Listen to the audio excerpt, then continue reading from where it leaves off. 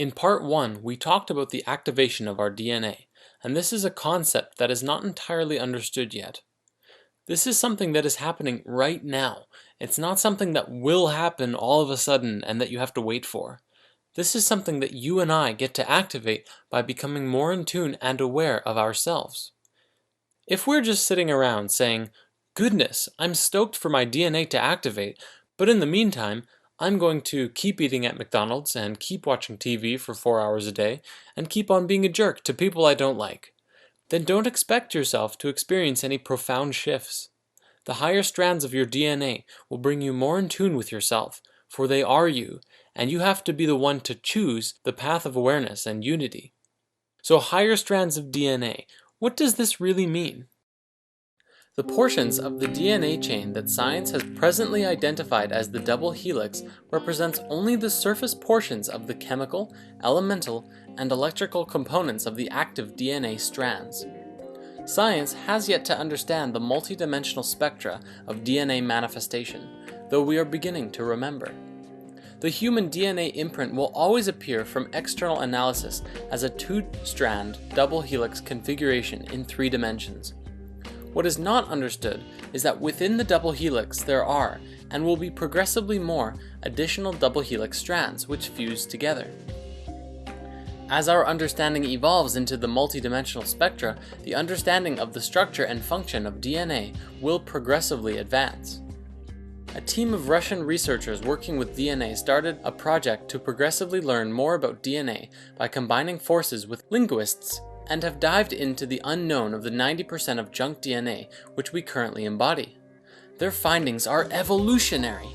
According to them, our DNA is not only responsible for the construction of our body, but is also used as data storage and in communication.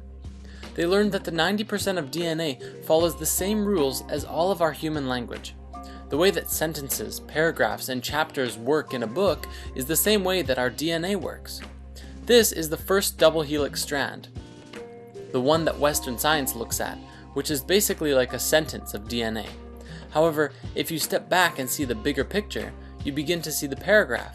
Stepping back further and you see the chapter, and so on. These larger and larger strands span through the different frequencies of reality, the different dimensions, which makes them harder to find in our modern science. Western science, instead of looking at DNA like this, we're cutting out pieces of DNA from here and adding them over here, which is similar to picking out words in certain sentences and putting them with other words in other sentences to see if they fit together and can make a new energy, a new idea. This is the nature of our junk DNA, of which Western science just didn't understand for the longest of times. The DNA isn't junk, it's just misunderstood, and also not as used right now because of our dense level of consciousness. However, we are beginning to activate and reawaken our DNA through our ever-expanding consciousness and our desire to know more. The very awareness of this DNA is what is activating it. Awareness of our higher selves and our connection to the all and the interconnectedness to each other. We are directly connected to the earth as well and exist as a part of it, kind of like a child in its mother's womb. If anything happens to the mother, it creates an energetic imprint that affects the child. The earth is our mother, hence the name Mother Earth. Our morphinogenic field exists as a part of her larger morphinogenic field of the earth. If something happens to the earth's energetic grid, then we inherit these problems into our own grid. Our energetic anatomy is exactly like the earth's, with chakras, meridians, axiotonal lines, and DNA. If something happens to the planet's grid, then that affects every person's DNA on the planet. We are at a very important point in history right now because we are remembering how to regenerate our original organic imprint for health. We don't even need science and fancy equipment to do this. We're just required to learn how to use what we came here with. By moving into a space of love and light, opening and living from the heart, and living in a place of emotional stability and health, you can once again reactivate your light body, and in doing so, reconnect with the higher frequencies of your being. Energetic blockages will reveal themselves as problems in your own life. Depression, anxiety, temper rages, or personal problems in your life which are causing stuckness or driving you down a path of chaos or disruption are also energetic blockages.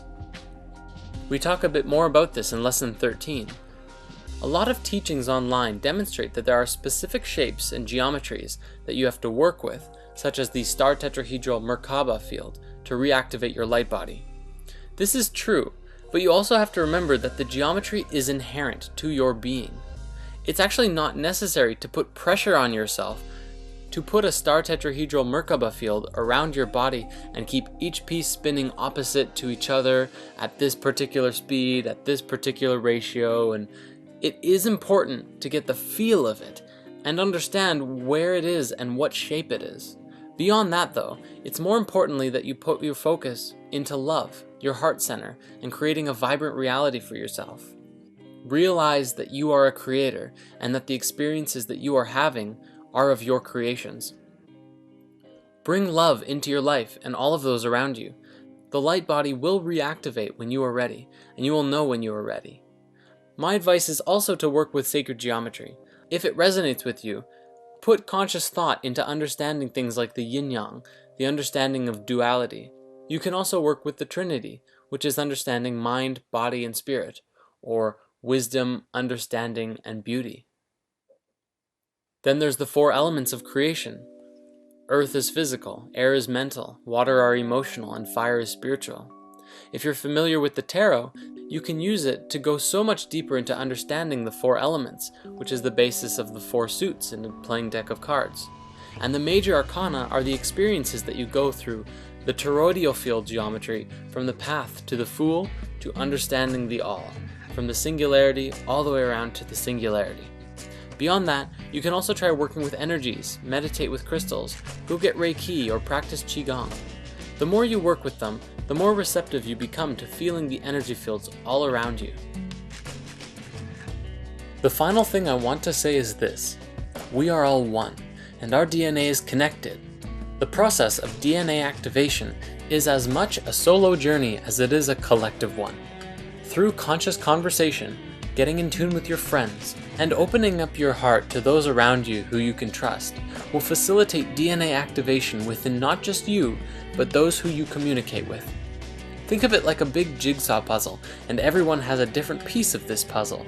By simply communicating with them, hugging them, gazing into their eyes, listening to what they have to say, and sharing what you know with them, you will facilitate a transfer of energy. And that's just it. DNA activation is feeling. Truly feeling more than you ever have before. There was a TED Talks by a man named Paul Zak who spoke about trust, morality, and oxytocin, the hormone that facilitated these feelings within. In my understanding, hormones like oxytocin are the third-dimensional manifestation of these feelings and vibrations from the higher frequency, coming down into the physical body.